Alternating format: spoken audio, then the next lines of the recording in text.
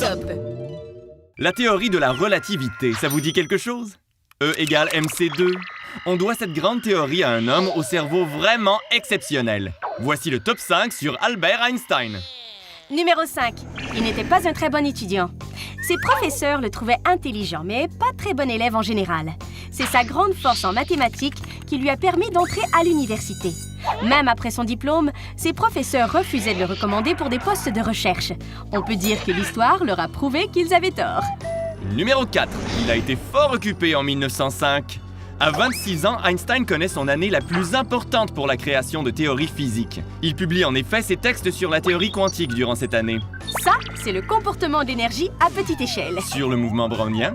Ça, c'est l'existence des atomes. L'électrodynamique des corps en mouvement. Ou, si vous préférez, la relativité restreinte. Et bien entendu, sa fameuse équation E égale mc2. Cette équation prouve qu'il y a de l'énergie dans les masses.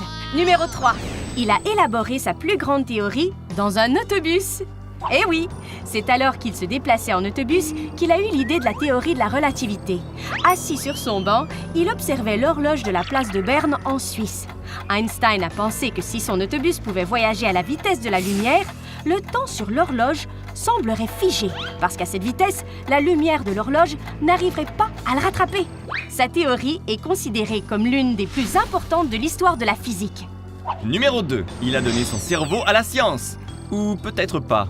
Chose certaine, on a retiré le cerveau du corps d'Einstein après sa mort afin de l'étudier. On peut même en observer des morceaux dans un musée à Philadelphie.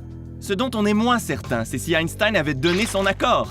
D'ailleurs, on ne connaîtra jamais la teneur de ses dernières paroles parce qu'il les a dites en allemand et que l'infirmière à ses côtés parlait uniquement anglais. Numéro 1, ce n'est pas lui qui a inventé la bombe nucléaire.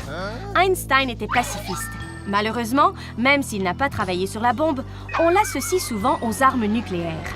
En effet, bien qu'elle n'ait pas servi à la construire, son équation E égale mc2 permet de comprendre l'énergie se dégageant de la bombe atomique. Oh, est-ce que ça va? Bah, vous savez, tout est relatif.